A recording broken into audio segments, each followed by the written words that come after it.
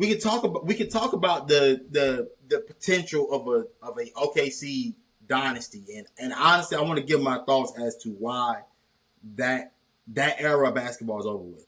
And we did this last year when Boston won. The first thing the first thing I came out and said was, "Oh man, Boston's going to be a dynasty," because I was always worried that they got one, they would start to pile up, and Jason Tatum and Jaylen Brown being two guys that have always been on the cusp. I thought once they got their one, everything would just snowball, and this would turn into a second coming of that Boston Celtics dynasty.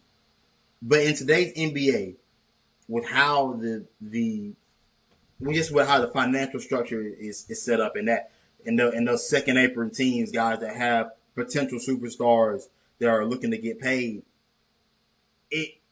the reason why I believe it won't happen for OKC either. They have a great chance, but why I believe it won't happen is that somebody's got to sacrifice generational money in order to keep this thing intact, and that's the problem. Because Jalen Williams and Chet Holmgren are both coming up here I think next year. Who do you decide is the marquee guy? Who do you decide is the guy that is supposed to stand next to Shai Gilgeous-Alexander for the next 5 to 6 years while y'all chase championships?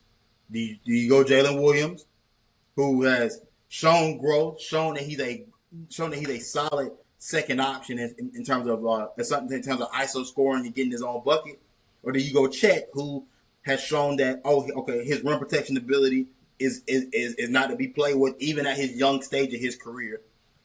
His offensive ability is still growing. Where do you see him potentially landing at in terms of when he's a finished product? Because he's still got a few years away before he's a finished product. He's still very young, so he's still growing into that body of his. So for OKC, who do you hitch your wagon to? And from that point forward, is everybody willing to make it work financially in order to chase the championships? Like, how much longer